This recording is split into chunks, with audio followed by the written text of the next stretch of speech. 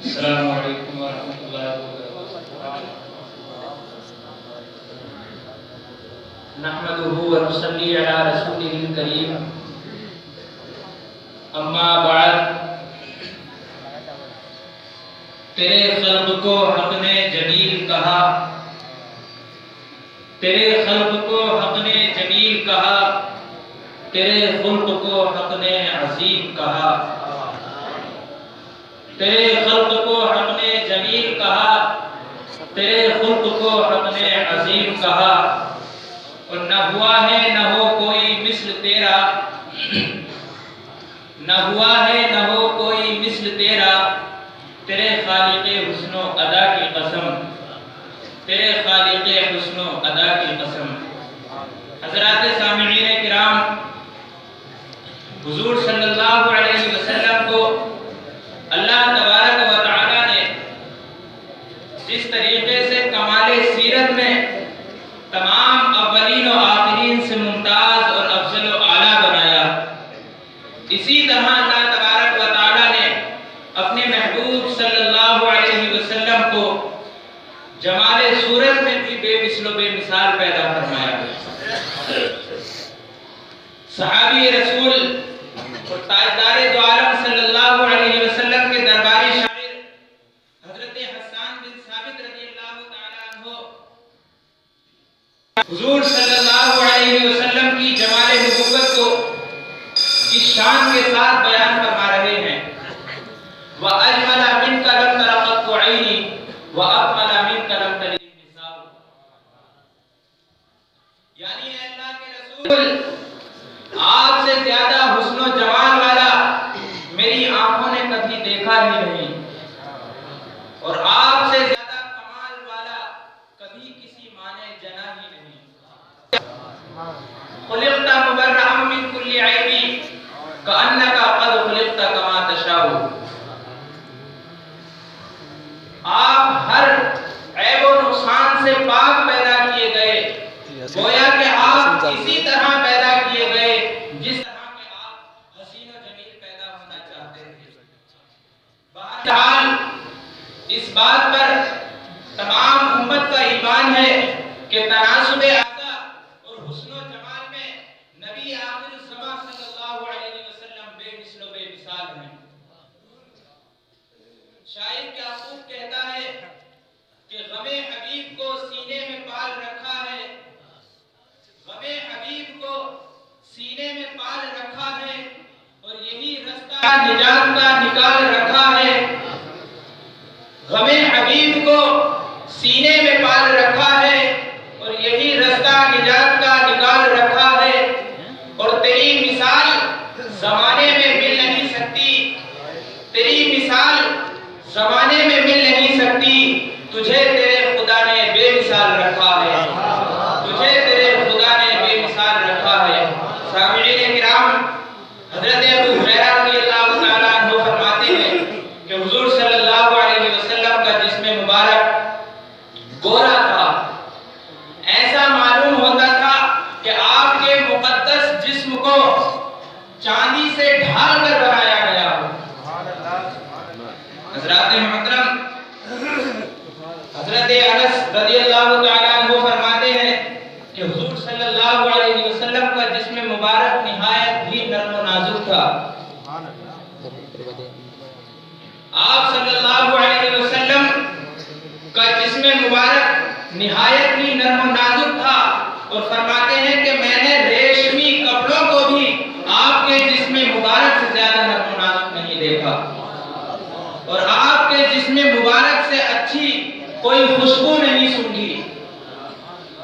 حضرت کعب بن مالک رضی اللہ تعالیٰ عنہ فرماتے ہیں کہ جب حضور صلی اللہ علیہ وسلم خوش ہوا کرتے تھے تو چہرہ انور ایسا چمکتا تھا کہ جیسے چاند کا کوئی ٹکڑا ہو، اور جب آپ خوش ہوتے تھے اور جب آپ کی اس ادا کو دیکھتے تھے تو ہم لوگ پہچان جاتے تھے حضور صلی اللہ علیہ وسلم کی مسرت کو۔ آپ کے رخ انور پر پسینے کے قطرات موتیوں کی طرح چمکتے تھے، اور ان کے اندر مشک و عنبر سے بڑھ کر خوشبو رہتی تھی۔ حضرت انس رضی اللہ تعالیٰ عنہ کی والدہ حضرت بی بی ام سلیم رضی اللہ تعالیٰ عنہ حضور صلی اللہ علیہ وسلم کے لیے ایک چمڑے کا بستر بچھا دیتی اور حضور صلی اللہ علیہ وسلم اس پر دوپہر کو قیلولہ فرماتے۔ آپ کے جسم اطہر سے جو پسینہ نکلتا تھا اس کو حضرت بی بی ام سلیم رضی اللہ تعالیٰ عنہ ایک شیشی میں جمع فرما لیتی اور اس کو اپنی خوشبو میں ملا لیا کرتی تھی۔ حضرت انس رضی اللہ تعالیٰ عنہ نے یہ وصیت کی تھی کہ جب میری وفات ہو تو میری وفات کے بعد میرے کفن میں وہی خوشبو لگانا جس میں حضور صلی اللہ علیہ وسلم کے جسم مبارک کا پسینہ ملا ہوا ہے۔ حضرات محترم، آپ کے قدم مبارک کا سایہ نہ تھا۔ علامہ امام فخر الدین رازی رحمۃ اللہ علیہ نے اس روایت کو نقل کیا ہے اور علامہ حجازی وغیرہ سے بھی یہی منقول ہے کہ حضور صلی اللہ علیہ وسلم کا بدن تو بدن، کبھی کپڑوں پر بھی مکھی نہیں بیٹھی، نہ کبھی کپڑوں میں جوئیں ہوئی اور نہ کبھی آپ کو مچھر نے کبھی کاٹا۔ حضرت انس رضی اللہ تعالیٰ عنہ فرماتے ہیں کہ حضور صلی اللہ علیہ وسلم کے منہ مبارک نہ گھٹرالے تھے نہ بالکل سیدھے تھے، بلکہ دونوں کیفیتوں کے درمیان تھے۔ حضور صلی اللہ علیہ وسلم نے جب حجۃ الوداع کے موقع پر اپنے مقدس بالوں کو اتروایا تو صحابہ اکرام رضوان اللہ تعالی علیہم اجمعین نے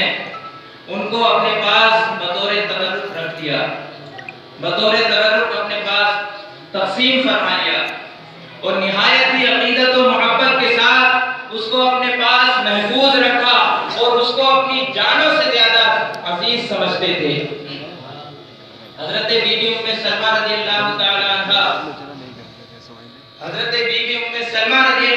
عنہ نے حضور کے ان مقدس بالوں کو ایک شیشے میں جمع فرما لیا تھا اور جب کوئی بیمار ہوتا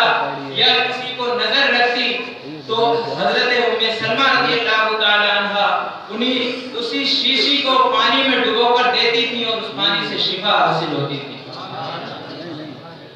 حضور صلی اللہ علیہ وسلم کا چہرہ انور جمال الہی کا آئینہ تھا اور انوار تجلی کا مظہر تھا،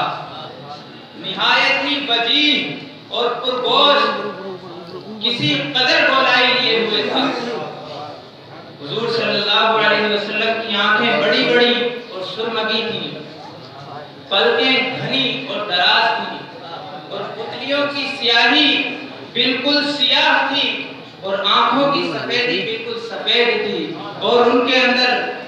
سرخ رنگ کے ڈورے پڑے ہوئے تھے۔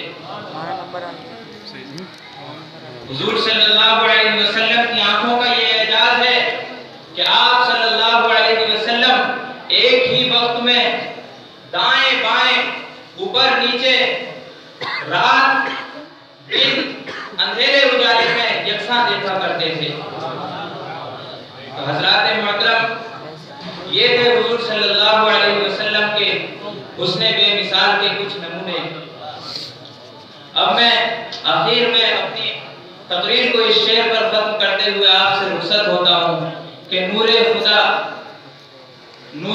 و حق کا اجالا تم ہی تو ہو، نور خدا و حق کا اجالا تم ہی تو ہو، طیبہ کے چاند دل کا اجالا تم ہی تو ہو، طیبہ کے چاند دل کا